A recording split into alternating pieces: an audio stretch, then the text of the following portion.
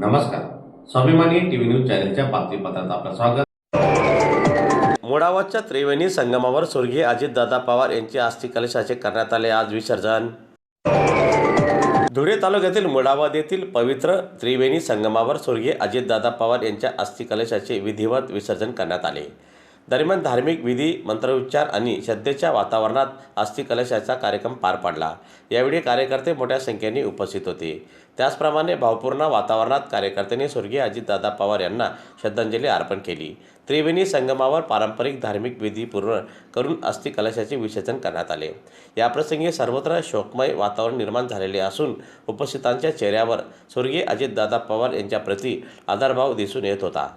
अत्यंत संघर्ष योद्धा आज संपूर्ण महाराष्ट्र हळहळ व्यक्त करतो आहे. त्यांच्या निधनामुळे असंख्य कार्यकर्त्यांना त्या ठिकाणी आपला नेता गमवावा लागलेला आहे. प्रशासकीय अनुभव असलेली, शिदोरींची अनुभव असलेला हा नेता यांच्या निधनामुळे महाराष्ट्राचं फार मोठं नुकसान झालेलं आहे.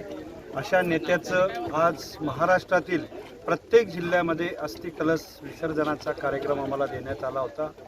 या पार्श्वभूमीवर धुळे जिल्ह्याचा शेतकरी राजा कायम बारमाही शेती त्याने करावी, पाणी माझं नदीमध्ये अडून शेतापर्यंत जावं ही भूमिका होती आणि त्या माध्यमातून हे बॅरेजेस झाले होते. तापीचे सर्व बॅरेजेसवर अजितदादांचं फार मोठं योगदान आहे आणि आज दुर्दैवाने त्याच पाण्यामध्ये अजितदादांचं या ठिकाणी अस्थि कलश आम्ही विसर्जित केलं आहे. मन आमचं दाटून आलेलं आहे. वेदना आम्ही शब्दामध्ये मांडू शकत नाही, पण नशिबापुढे, नियतीपुढे आज आम्हाला या ठिकाणी अस्थि कलश विसर्जित करावून आम्ही दादांचं या ठिकाणी नमस्कार घेतला.